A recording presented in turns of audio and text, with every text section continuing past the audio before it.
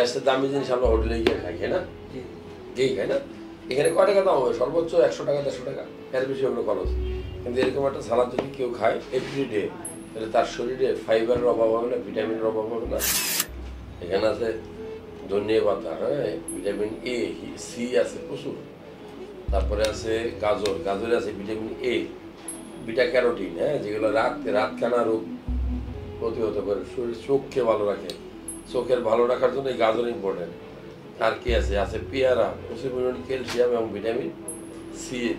তারপরে আছে কাঁচামরিচ, খুবই ইম্পর্টেন্ট, ভিটামিন সি। তারপরে আছে, আমি তো বললাম, ধনিয়া পাতা, খুবই গুরুত্বপূর্ণ। এটা আছে শসা, যেটা শরীরে অতিরিক্ত চর্বি কমাবে, ফাইবার জাতীয় খাবার। তারপরে এখানে আছে আপেল, আপেলটা কিন্তু সেক্সুয়ালি খুব ভালো। মানে আমরা বলি যে সকল মানুষের সেক্সুয়াল পাওয়ার কম, হ্যাঁ, তাদের ডেইলি একটা আপেল খেতে বলি আমরা, খুবই গুরুত্বপূর্ণ।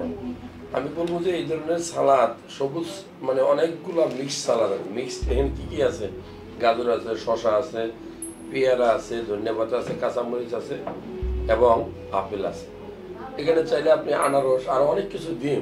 যদি আপনার গ্যাস ফর্ম না হয়, তাহলে এই ধরনের সালাদ ডেইলি আপনি একবার দুবার খেতে পারেন। খুব বেশি দাম এটা বলা যাবে না।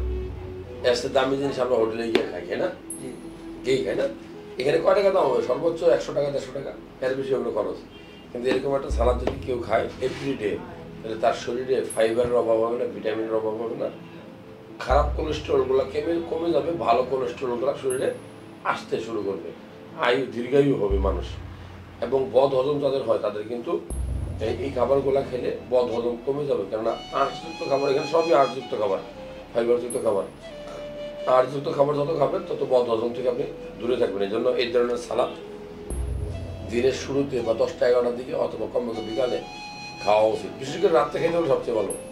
রাত্রে ভাত না খেয়ে এই ধরনের সালাদ খেয়ে, 1 গ্লাস দুধ খেয়ে, 1 গ্লাস পানি খেয়ে ঘুমাই যাবেন, দেখবেন ভালো থাকবেন।